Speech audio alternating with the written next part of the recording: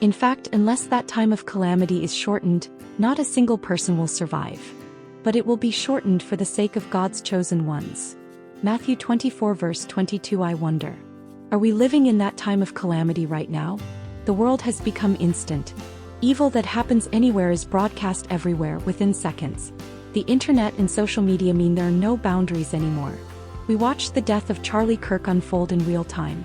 And then, before grief could even settle, we saw people mocking him, destroying the very memorials built to honor his life. The horrors of war are no longer hidden. They are live-streamed into our homes.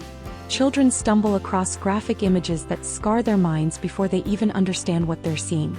Psychologists warn, many kids today are developing PTSD without ever setting foot on a battlefield. The innocence of our children has been stolen.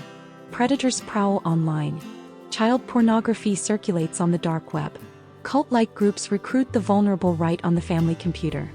And while some kids are drawn in, others are driven out, bullied, harassed, mocked until they cut themselves. Or worse, take their own lives. Places that should be safe, schools, churches, community centers, are now targets. Classrooms become killing grounds. Churches, meant for prayer, are seen by evil people as target-rich environments. Where can people go anymore? To just relax and feel safe? Civility has collapsed. Social media rewards cruelty, not compassion. Outrage spreads faster than truth. Entire communities are torn apart not by debate but by rage. Our cities have become murder capitals. Narco-terrorists poison our neighborhoods with drugs like fentanyl. Families are devastated daily. Meanwhile, illegal immigrants are prioritized over citizens. Resources are stretched thin, crime escalates, and lawlessness spreads. And what about government? The very institution meant to protect us? Borders flung open.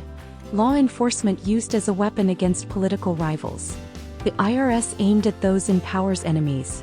Corruption is not hidden anymore, it's paraded before us, and trust is collapsing.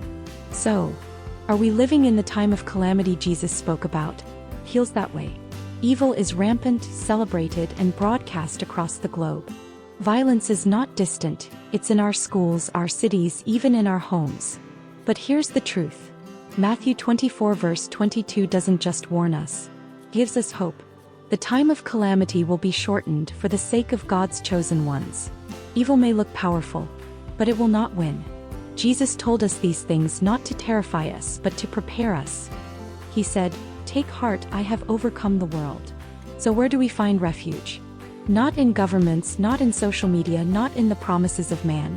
Our true refuge is in God. Psalm 46 verse 1 says it plainly. God is our refuge and strength, an ever-present help in trouble. We can't stop every tragedy. We can't silence every hateful voice. But we can be light in the darkness. We can cling to hope, to truth, and to the promise that God's plan will not fail.